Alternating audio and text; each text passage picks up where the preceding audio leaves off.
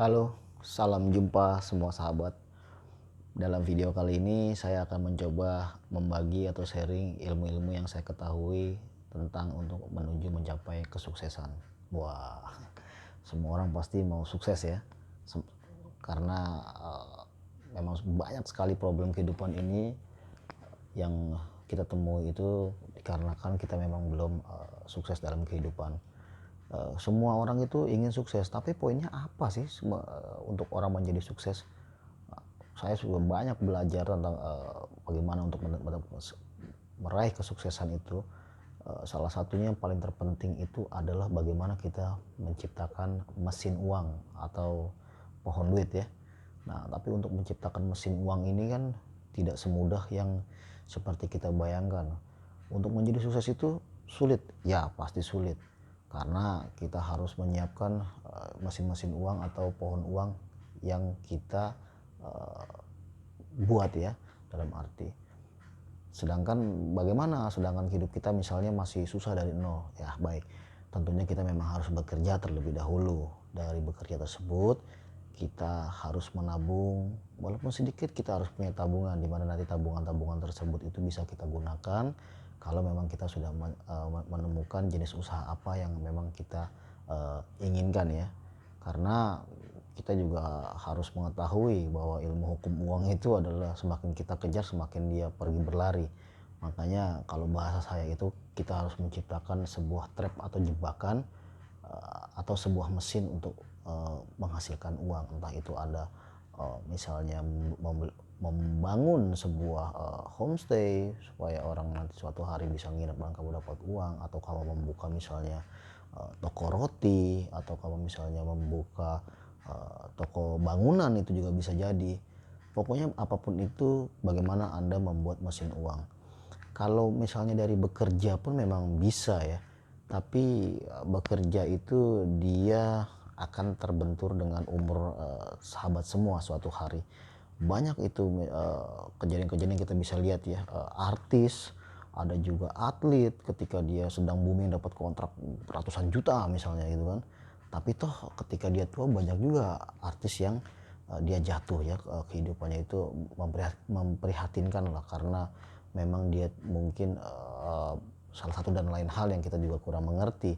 Tapi memang kenyataannya untuk menjadi kaya itu setelah saya pelajari adalah menjadi pengusaha. Tapi memang pengusaha juga banyak yang gagal, tergantung dari bagaimana manajemen ketika dia berusaha itu, dan pengalaman-pengalaman yang mengajarkan sehingga seseorang itu menjadi pengusaha sukses atau tidak. Pengusaha itu tidak bisa dicetak dalam waktu 1 sampai misalnya 3 tahun lalu dia pasti sukses. Itu belum tentu, memang ada ya, tapi kita mengambil yang rata-rata kebanyakan pengusaha sukses itu kebanyakan dia berjalan 10 sampai 15 tahun lah dia baru bisa merasakan kesuksesan ya. Karena memang pasti untuk menjadi seorang pengusaha itu akan mengalami jatuh bangun, ditipu, dia jatuh, dia salah dalam ilmu marketing, dia salah dalam manajemen, dia salah dalam hal pengeluaran, dia salah dalam hal rekrutmen pegawai lalu dibawa kabur misalnya uangnya.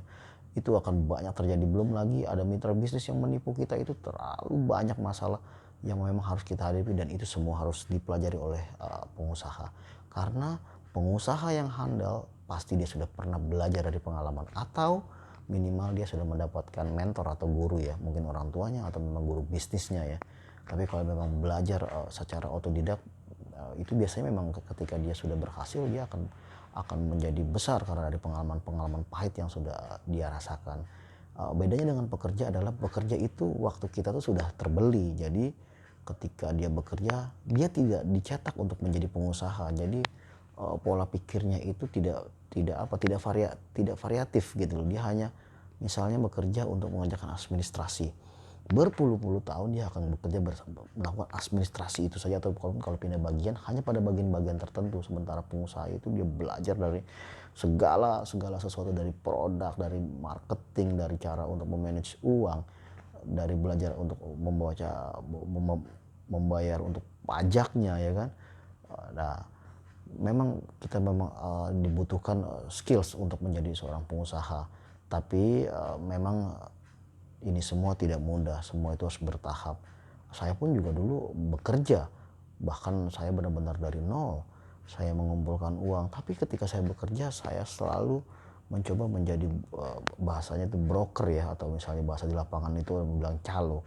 Jadi ketika ada orang jual rumah, ada orang misalnya jual kontrakan gitu, saya mencoba untuk mencari pembelinya, dan itu bisa menjadi komisi. Mungkin 5-10 kali kita gagal, tapi yang ke-13 kita dapat, itu lumayan, kita bisa dapat 3-5% fee-nya. Misalnya harga 1 miliar, kita bisa langsung dapat sekitar 30 juta itu dari transaksi tersebut. Ya, semoga pengalaman-pengalaman hidup saya ini bisa diambil oleh sahabat semua. Tapi ingat, uang tersebut jangan, kalau memang kalian dapat, selain menabung dari bekerja dan juga mendapat usaha untuk menjadi broker tersebut, jangan uang tersebut dihambur-hamburkan, disimpan saja. Nanti kalau memang suatu hari saudara menemukan field bisnis yang memang saudara, sahabat-sahabat ingin jalankan, ya silahkan dicoba dijalankan.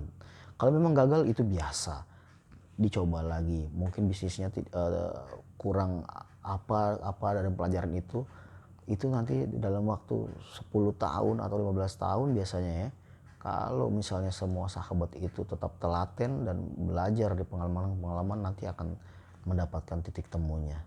Mungkin itu dulu informasi dari saya, tapi nanti di video-video lain akan saya buka penjabaran bagaimana cara memanage atau bisnis-bisnis usaha apa yang bagus ya, maksudnya untuk sahabat semua. Tapi untuk sekarang sementara, kalau memang sahabat masih bekerja, bekerjalah dulu seperti adanya sekarang. Tapi saya ingatkan untuk uang tersebut ditabung, jangan sampai dihabiskan semua. Mungkin itu dulu, sampai jumpa.